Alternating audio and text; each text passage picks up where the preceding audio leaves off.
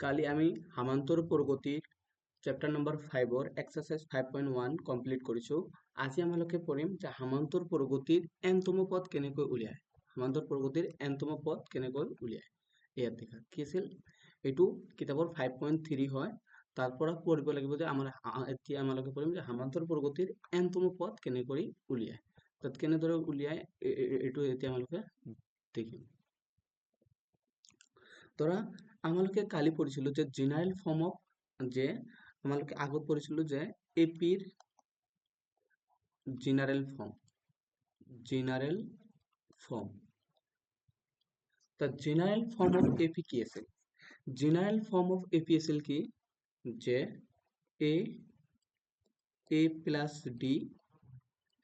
a plus 2d, a plus 3d, a plus এনেকৈ যাই থাকে। এতিয়া এইটো এটা কি সামান্তৰ প্ৰগতি হয়। যদি এইটো সামান্তৰ প্ৰগতি হয়, এতিয়া আমালোকক ক'ব যে ফাইন্ড, আমালোকক কি উলিয়াব লাগে, ফাইন্ড এন্ড টাৰ্ম। এন্ড মানে আমালোকক কি উলিয়াব লাগে, এনতম পদ উলিয়াব লাগিব। এনতম পদ। এইটো আমালোকে কেনেদৰে উলিয়াম ইয়াত দেখিব লাগে। যে যদি আমালোকে প্ৰথম পদ উলিয়ালো হেতেন, আমালোকে এইটো কি কৈছিলো, প্ৰথম পদ, এইটো কি আছিল আমাৰ দ্বিতীয় পদ। মই এইবিলাক কালিৰ পৰা কৈছো, এইটো হল তৃতীয় পদ, এইটো হল চতুৰ্থ পদ। তাত আমালোকে যদি প্ৰথম পদ লিখিব বিচাৰো, প্ৰথম পদ a equal to a,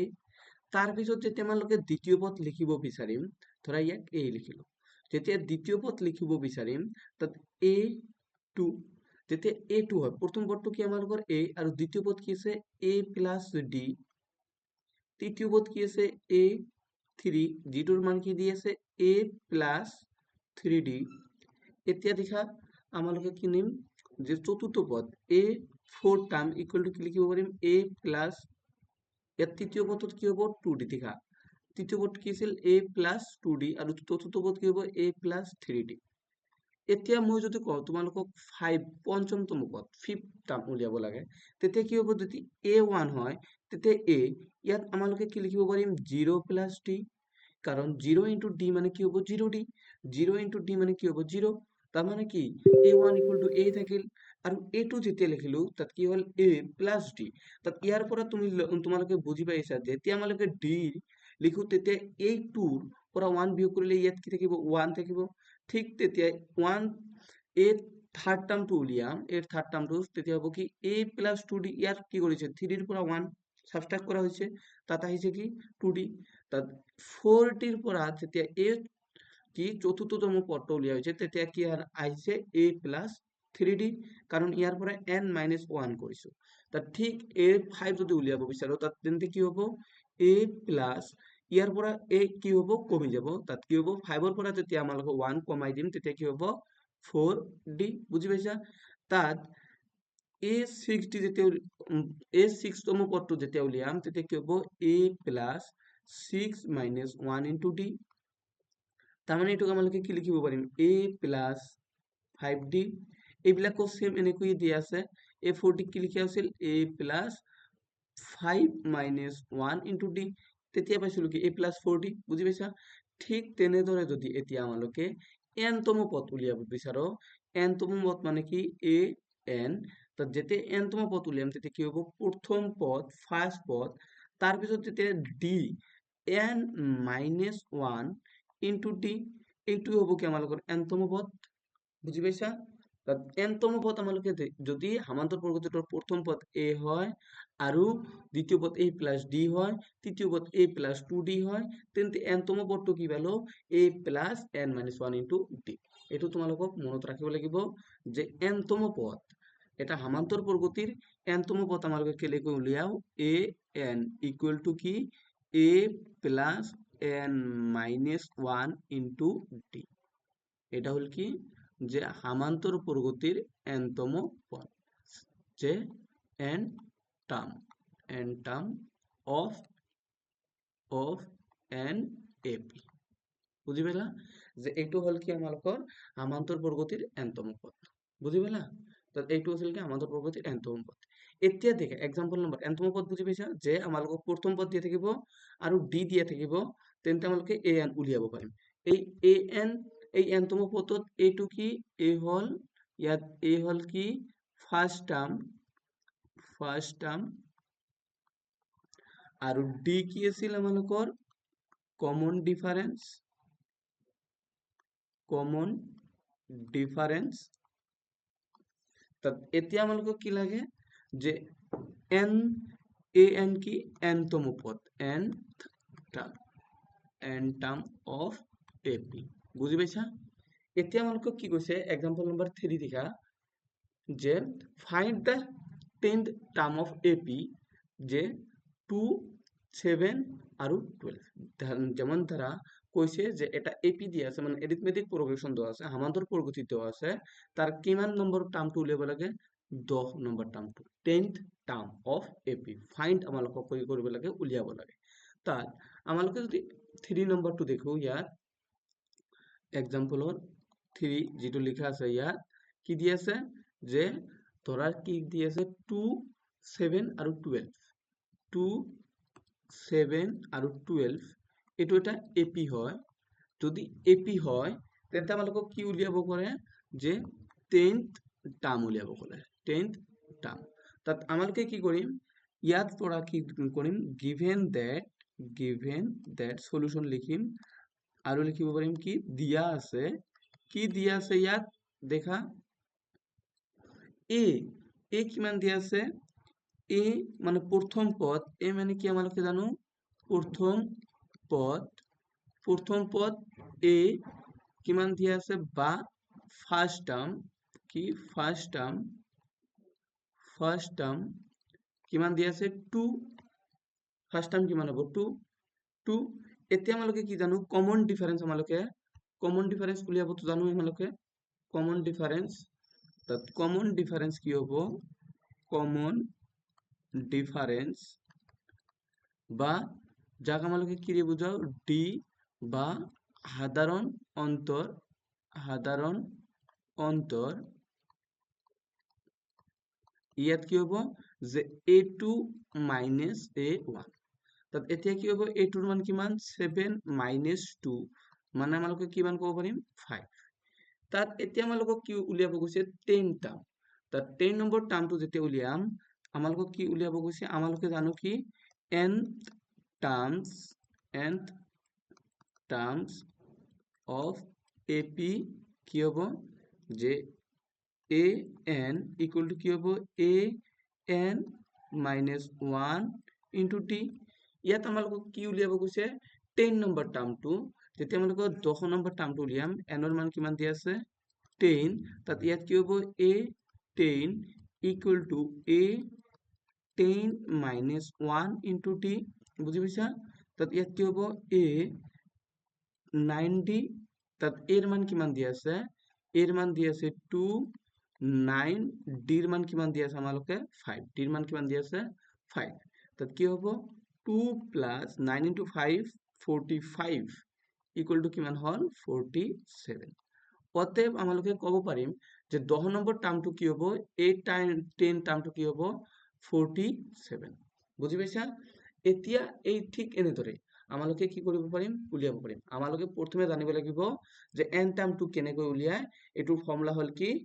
a n টাৰ্মৰ formula কি এই যে a n equal to a plus n minus 1 into t এটো মনত ৰাখিব লাগিব তেন্তে আমালোকে কি কৈছে যে 10 নম্বৰ টাৰ্মটো উলিয়াব লাগে কেনেকৈ উলিয়ালো বুজি পাইছা প্ৰথমে আমালোকে প্ৰথমবাৰ এইবিলাক বুজাই দিছো এতিয়া আমালোকে কি কৰিম দ্বিতীয় নম্বৰ কোন কি এক্সাম্পল নম্বৰ 4 দেখা which term of AP 21 18 15 is 81 also is any term is 0 given the reason for answer কোশ্চেনত কি কৈছে এই কোশ্চেন উদাহরণ নম্বৰ 4 যদি 21 18 আৰু 15 হামান্তৰ প্ৰগতিত 81 টা তো কিমান সংখ্যক পদ আৰু তদুসাই ইয়াৰ কোনটো পদ 0 হবনে তোমাৰ উত্তৰৰ সাপেক্ষে ধাৰণা কি কৰা দৰ্শক তাত দেখা কোশ্চেনত কৈছে যে এটা এপি দি আছে এপিটোৰ কি আছে এপিটো কি দি আছে যে 21 দেন 18 and 15 এটো এটা হামান্তৰ প্ৰগতি হয় আমালোকক চেক কৰিব লাগে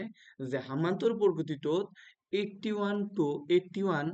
যে কোনটো সংখ্যাৰ বা কোনটো টাৰ্মৰ হয় 81 তাত আমালোকে কি জানিম তাত ইয়াত কি দিয়া আছে দিয়া আছে আমালোকে জানো কি দিয়া আছে a ইকুৱেল টু কিমান 21 আৰু d ইকুৱেল টু কিমান দিয়া আছে 18 মাইনাস 21 কাৰণ কি দ্বিতীয় টাৰ্ম মাইনাস এই দ্বিতীয় টাৰ্মৰ পৰা প্ৰথম টাৰ্মটো কি কৰিব লাগিব বিয়োগ কৰাৰ পিছত যেটো কমন ডিফাৰেন্স আহে তাত হ'ব কিমান -3 এইবিলাক তো জানাই আমালোকে জানো কি an আমি জানো we know that আমি জানো an equal to a n minus 1 into d আৰু ইয়াত কি দিয়া আছে যে a n তম টাৰ্মটো কৈছে যে which of the following ap of the ap 2118 is 81 কোনটো আমালোকৰ 81 হ'ব টাৰ্মটো কোনটো n ৰ মানত 81 হ'ব তাত ইয়াত আমালোকে পাব a n এর মান কিমান আছে 81 minus 81 আছে minus 81 minus 81 এটো কি হ'ব ইয়াত কি হ'ব মাইনাস হ'ব minus 81 তাত দেখা তাত ইয়াত কি হ'ব তাত an ৰ মান যদি minus 81 হয় এৰ মান কিমান দিয়া আছে 21 আমালোকে n ৰ মান নাজানো -1 into d বুজি পাইছা এতিয়া আমালোকে কি কৰিম যে আমালোকে কি জানো যদি লেফট সাইড ৰাইট সাইডৰ পৰা লেফট সাইডত আনো তেতিয়া কি হ'ব -81 -21 কারণ এটু কি প্লাস হয়েছে এই সাইডত আনিলে রাইট সাইডত আনিলে কি হ'ব লেফট সাইডত আনিলে মাইনাস হ'ব প্লাস হচ্ছে মাইনাস হয় তো n -1 আৰু d ৰ মান কিমান দিয়া আছে -3 বুজি পাইছা তো আমালোকে কি ক'ব পাৰিম যে -81 আৰু -21 কিমান হ'ব 1 আৰু 1 2 8 আৰু 2 10 102 -102 n -1 into d ৰ মান কিমান আছে -3 তাত এতিয়া আমালোকে কি কৰিম যে এই d -3 টো কি হৈছে মাল্টিপ্লাই হৈছে এই সাইডত আনিলে কি হ'ব ডিভাইড -3 তাত n -1 বুজি পালা তাত মাইনাস মাইনাস ক্যান্সেল 3 3 3 9 থাকিল কিমান 1 12 3 4 তাত ইয়াৰ পৰা ক'ব পাৰিম n -1 ইকুৱেল টু কিমান হল 34 দেন n ৰ মান কিমান হ'ব আমালোকে ইয়াৰ পৰা ক'ব পাৰিম n ৰ মান 34 প্লাস 1 ইকুৱেল টু কিমান হল 35 তাত ইয়াৰ পৰা ক'ব পাৰিম যে 81 যেটো কি আছে নাম্বাৰ এই সিৰিজত আহিব কোনটো টাৰ্মৰ হ'ব যে এইটো হ'ব আমালোকৰ 35 নাম্বাৰ টাৰ্মৰ বুজি পাইছা এইটো গল এতিয়া কৈছে যে also is any term is 0 ইয়াত কোনোটো টাৰ্ম 0 হ'ব পাৰে নে তাত এইটো আমালোকক কি কৰিব লাগিব চেক কৰিব লাগিব আমালোকক কি চেক কৰিব লাগে এনি টাৰ্ম ক্যান বি 0 তাৰ মানে ইয়াত কি দিয়া আছে আমালোকে ক'ব পাৰো যে an ৰ মান কিমান দিয়া আছে ইয়াত 0 এর মান কিমান হল আমালোকে জানো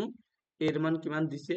21 আগতে দিয়া আছে আৰু d ৰ মান কিমান জানো -3 তাত এতিয়া দেখা তাত আমালোকক চেক কৰিব লাগে যে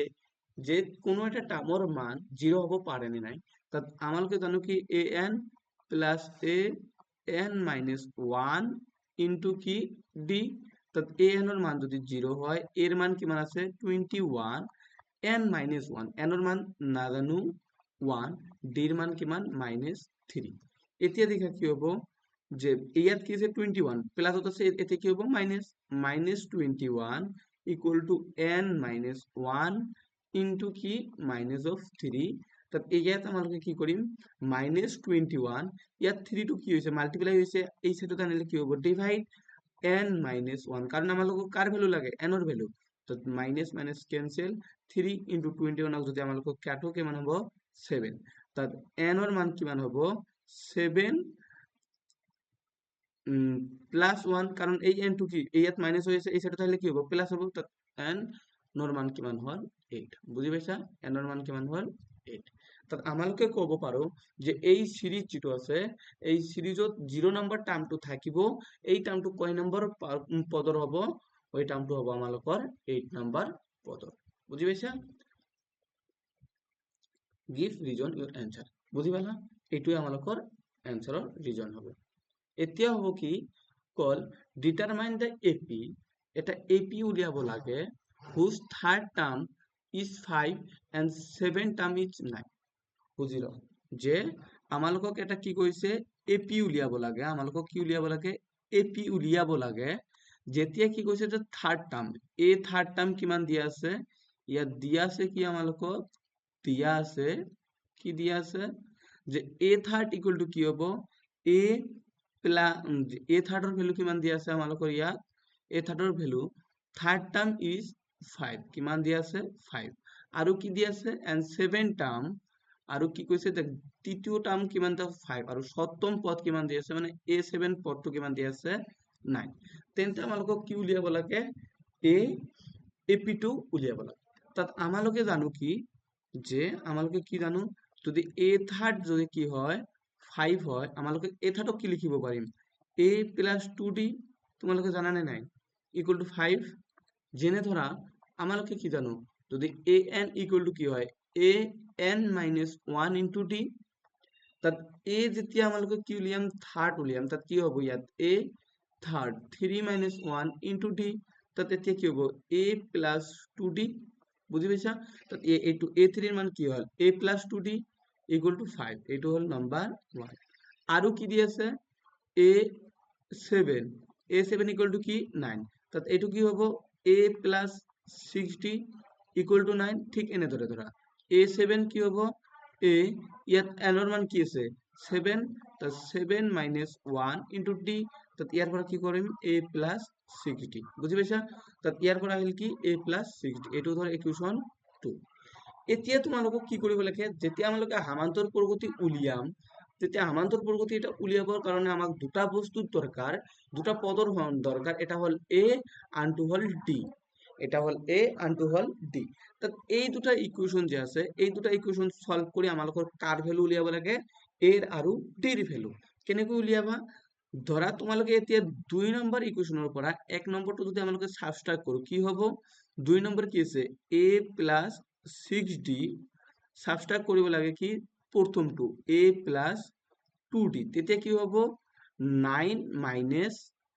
5 আমালোকে কি কৰিলো লেফট সাইডৰ পৰা লেফট সাইড সাবট্ৰাক্ট কৰিলো ৰাইট সাইডৰ পৰা ৰাইট সাইড সাবট্ৰাক্ট কৰিলো তেতিয়া কি হ'ব a + 6d a + 2d এতিয়া যদি আমরা -2 দিও a + 6d = minus of a minus of 2d কারণ -a - 2d = 9 - 5 মানে কিমান হ'ব 4 তাত এতিয়া কি হ'ব a plus a minus a cancel 60 ৰ পৰা যদি আমালোকে 2d বাহিৰ কৰি দিও তেতিয়া কি হ'ব আমালোকৰ 4d = কি 4 তাত d ৰ মান ইয়াৰ পৰা আমালোকে কি কৰিম 4/4 কাৰণ 4 ইয়াত কি হৈছে মাল্টিপ্লাই হৈছে তাত ক্যান্সেল কৰিলে কিমান হ'ব 1 তাত এতিয়া আমালোকে পালো যে d ৰ মান কিমান পালো ইয়াৰ পৰা আমালোকে পালো d ৰ মান 1 যদি d ৰ মান 1 হয় putting the value of d আমাৰ ভ্যালু যেটো d পালো in equation 1